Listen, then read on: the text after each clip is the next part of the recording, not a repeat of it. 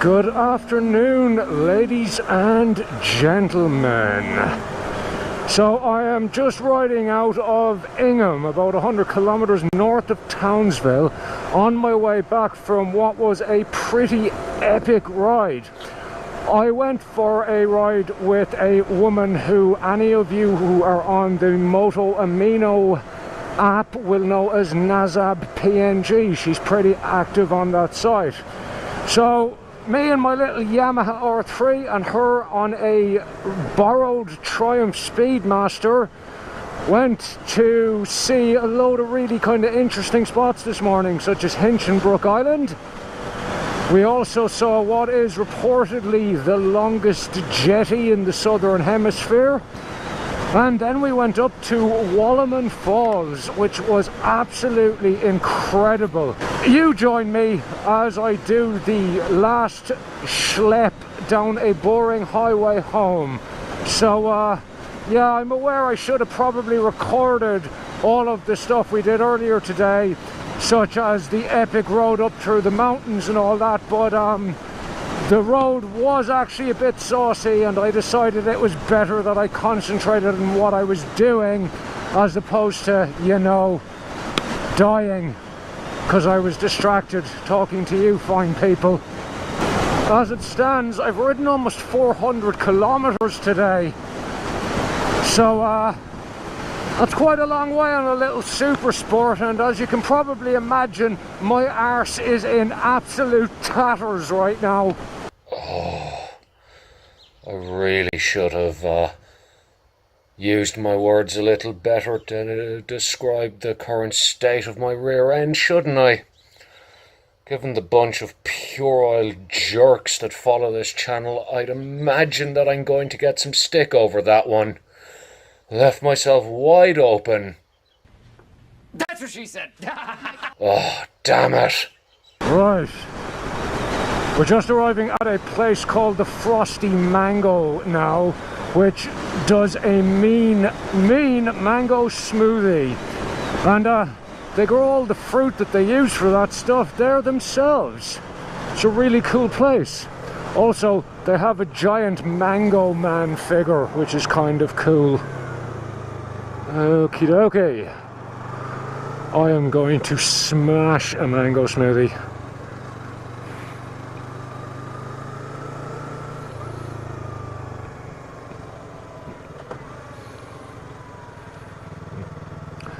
I'll go over and show you the Mango Man first.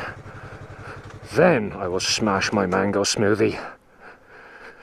Oh yeah. There we have it, kids. A giant happy mango with a dicky bow on. A few moments later.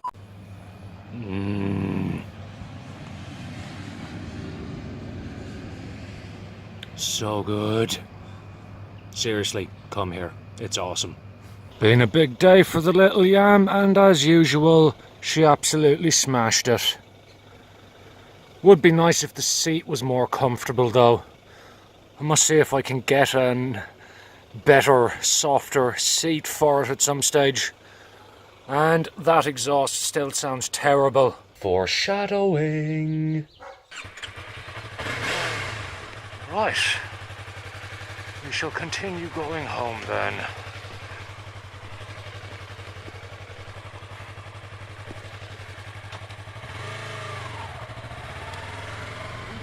God, my phone's in a weird place in my pocket. There we go. Right. Goodbye, happy Mango Man.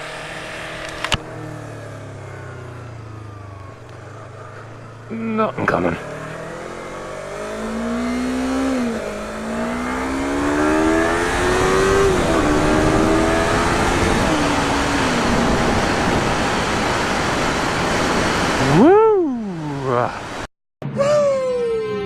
Being the, well, kind of hipster that I am, over the years I have tried my hand at meditating. You know, and the whole point of meditating is that you focus on one thing, like your breathing. And the point of it is that you're so focused on your breathing that you don't think about anything else. You know, it's a good way to kind of shut your brain off for a little while. And me having one of those overactive brains that's constantly going a mile a minute, that's kind of an important thing for me. I do need every now and again to slow the old head down. Sitting around with a bunch of people listening to somebody telling you to focus on your breathing is all well and good, but I think I know a much better way of focusing your mind on one thing so that you don't think of all the other crap in your life. And I'm sitting on one right now. When you're on a motorbike, most of the time all you can think about is riding that motorbike. You know, am I in the correct gear? Is the road surface ahead of me even? Do I need to adjust my course or my heading? Have I enough space to pass this truck? Which I don't.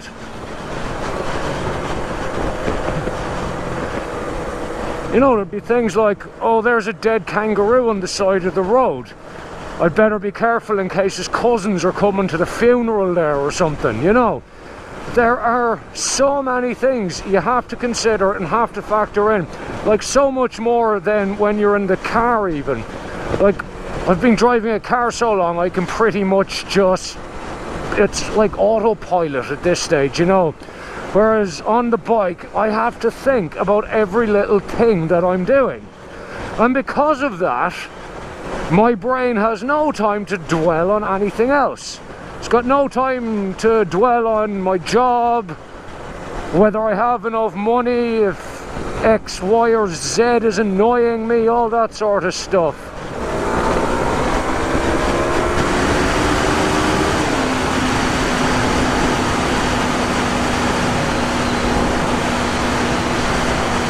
You know, you just focus on riding the motorbike and absolutely nothing else.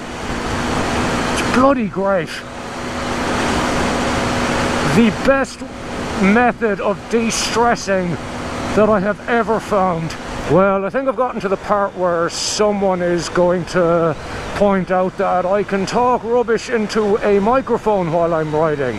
So obviously I can focus on other things. Well, you know, this is a straight bit of road. It's not exactly a challenging bit of road.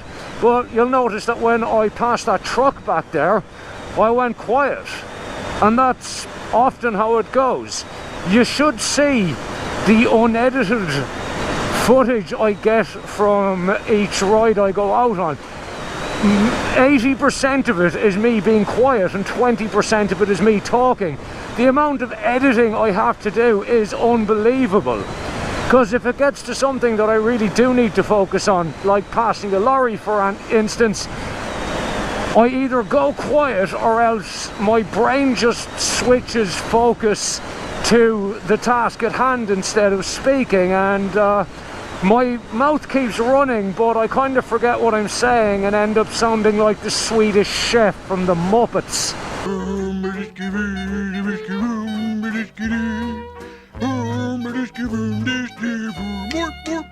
If you go back through history, you'll find a whole load of historical figures who went to really extreme lengths in the pursuit of inner peace or meditation or whatever it was.